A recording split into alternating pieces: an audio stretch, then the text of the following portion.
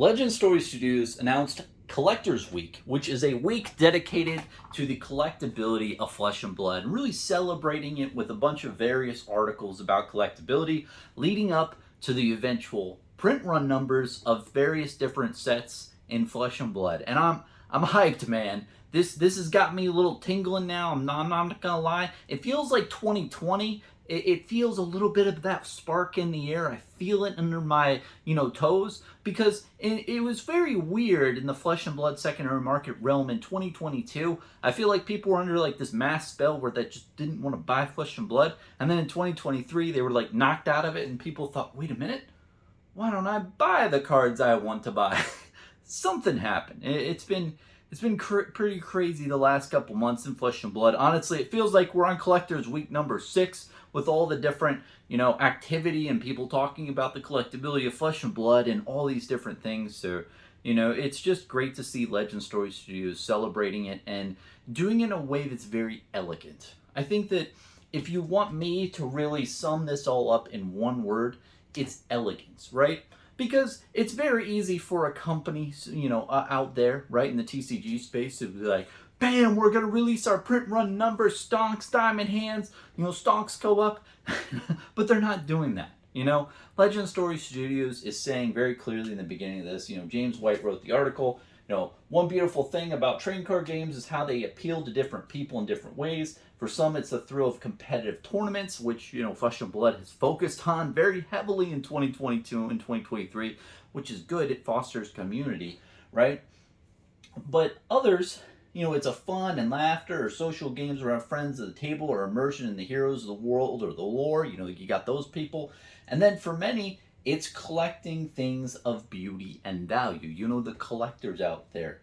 So next week we're celebrating the collectability of Flesh and Blood. You're probably reading this the week of collectability of Collectors Week. I'm gonna record now and then put it out like the first day of the Collectors Week probably, which includes various articles and by some icons in the collectability community of Flesh and Blood and sharing some insights, and the collectors, especially about all fans alike, will find interesting. And I think these are going to be just banger of articles. I mean, you got Stain talking from the Fable Hunters and Ben Keel sharing their story about what they collect. That sounds really cool.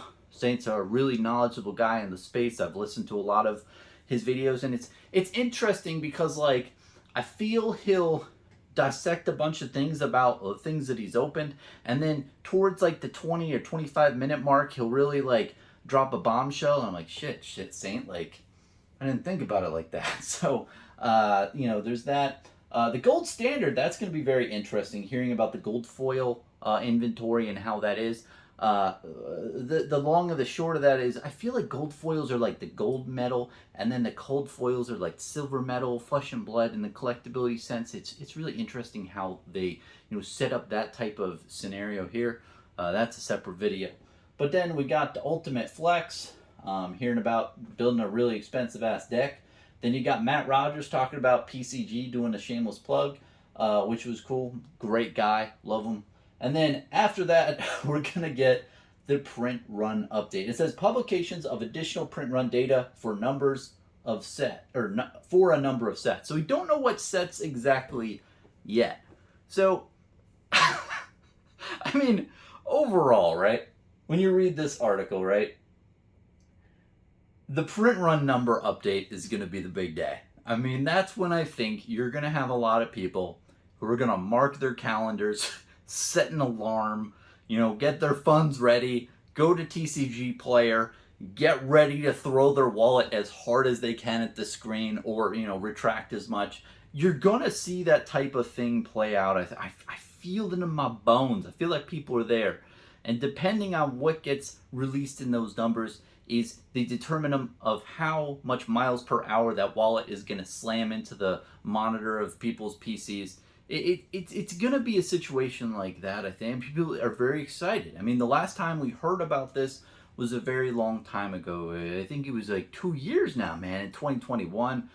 It was randomly released, the print runs of various different sets. Oh, you also had the Monarch, which is, that came out in 2022, I think.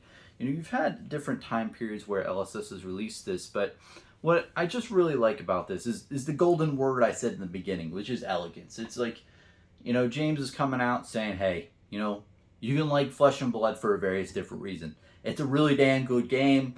You can get immersed in the lore and the artwork and the fun and the community, or you can collect, and no matter who you are in the Flesh and Blood community, it doesn't matter why you like the game, but collectability is a really important cornerstone of the game, and this week is here to really celebrate the collectors in the space and just, talking about collectability in general. So I think that really captures the whole essence of this. I really hope they do this more in the future when releasing print run numbers, because it's kind of like, doing something but also like adding a little bit of like sugar. It's like a full of sugar makes the medicine go down.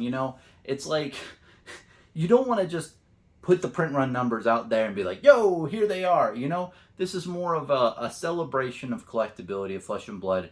These sets have been out for, a year or 2 years in some cases, and, they've been out of print for a while. You've had plenty of time to buy whatever the hell you wanted of what you wanted with these sets. If you're not in it now, it is what it is, but, Legend Story Studios backs the collectability of the game, and part of that is really releasing the print run numbers.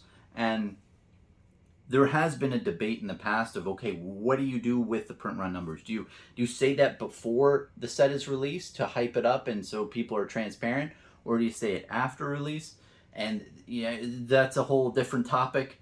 Personally, I think this is the best. I mean, you don't try to intentionally, underprint certain product and hype up the product based off of supply. People shouldn't be buying product based off of supply. They should be buying the product because they want the product. But then Legend Story Studios obviously shouldn't overprint the heck out of certain things that don't need it. And I mean, if you look at the market in 2023, it's really corrected overall. I mean, look at all the booster boxes out there, that once were thought of as, oh, this will never sell. That's, product that is way below map that, doesn't sell very well. And now it's like, okay, most booster boxes are like $100 plus and creeping up, and there's value in the product. Like there's really good cards in the box that make the EV those prices on the market. So, it's beautiful, this whole thing.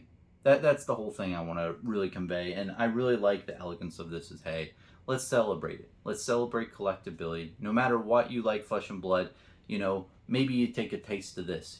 If you're a hardcore player, if you're a hardcore lore person or whatever, try collectability. See if you like it or not. And, I think that a lot of times, especially on social media and the internet realms of YouTube and stuff, we always like to put like stamped labels like Bronson is a collector, or Bronson is a normal guy in a normal room. But we're homogeneous individuals with a bunch of different qualities and effects. I play the game, I collect the game, I delve into the lore and the artwork. I have appreciation for the whole hoagie in a way, right? And I think that that's the really important part of this. It's like making a hoagie, you have the bread and the cheese and the turkey and the tomato, and all of us on the internet is like, you're just a fucking tomato lover, or you're just one of those bread people. Like, we all love the fucking hoagie, man. Like, and that's kind of the point in the beginning. It's like, it doesn't matter what part of the hoagie you like the best. We all love the hoagie. So, I know that was a rant. No, it got really down a rabbit hole there, but it needed to be said. But for all you hoagie lovers, I hope you really enjoy Collectors Week with me. It's going to be a lot of fun. It'll be interesting to see how the market shapes out, and really enjoying seeing what happens. Cheers, man.